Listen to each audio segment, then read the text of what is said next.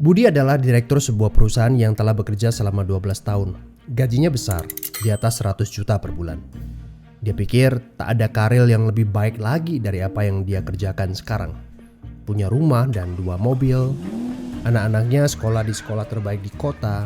Tiap weekend pergi jalan-jalan sekeluarga, shopping, makan di restoran yang enak, dan setiap tahun bisa berlibur 2 kali ke luar negeri. Wow, kehidupan yang nyaman sekali. Tiba-tiba krisis melanda. Perusahaan tempat dia bekerja bangkrut dan Budi kehilangan pekerjaan. Dunia terasa gelap. Karir yang dia bangga-banggakan selama ini lenyap seketika. Yang menjadi masalah, selama ini Budi tidak pernah berpikir untuk memulai bisnis sendiri. Dia pun tak memiliki dana investasi ataupun aset. Budi berpikir, tenanglah, bulan depan bakal terima 100-an juta lagi kok. Gak semua orang harus jadi pengusaha. Jadi karyawan seperti saya juga bisa kaya dan hidup enak. Benar kata pepatah ini.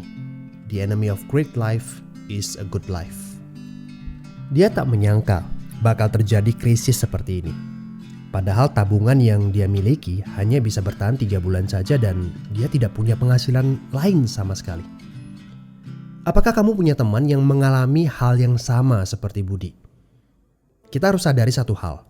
Kita tidak bisa bekerja selamanya karena faktor usia ataupun kesehatan. Ada krisis atau tidak, kita pasti akan berhenti bekerja. Entah karena sudah tua dan dipensiunkan atau karena sakit dan tak sanggup bekerja lagi. Jika tidak mempersiapkan backup income sejak dini, tamatlah riwayat kita. Budi bertemu dengan teman lamanya bernama Jason, pengusaha sukses yang saat krisis malah bisnisnya berkembang pesat. Jason memberi nasihat, bangunlah bisnis di saat kamu lagi gak butuh. Karena saat butuh seperti ini, kamu sudah punya backup income. Sebenarnya ya Bud, waktu terbaik untuk memulai bisnis adalah beberapa tahun yang lalu. Tapi jangan khawatir, waktu terbaik kedua adalah saat ini. Gak ada kata terlambat.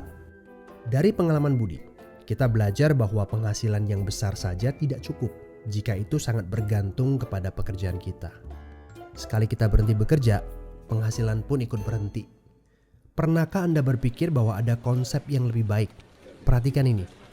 Kerja untuk membangun aset produktif untuk mendapatkan income. Saat kita nggak bisa bekerja lagi, aset produktif ini akan memberikan passive income.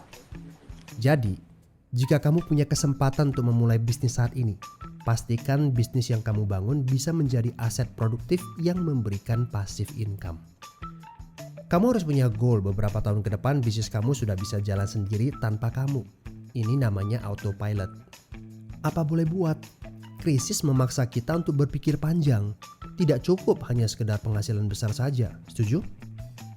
Tapi bagaimana caranya? Apakah ada bisnis yang autopilot? Jika kamu jeli, ada bisnis yang memiliki sistem yang dirancang untuk berkembang sendiri.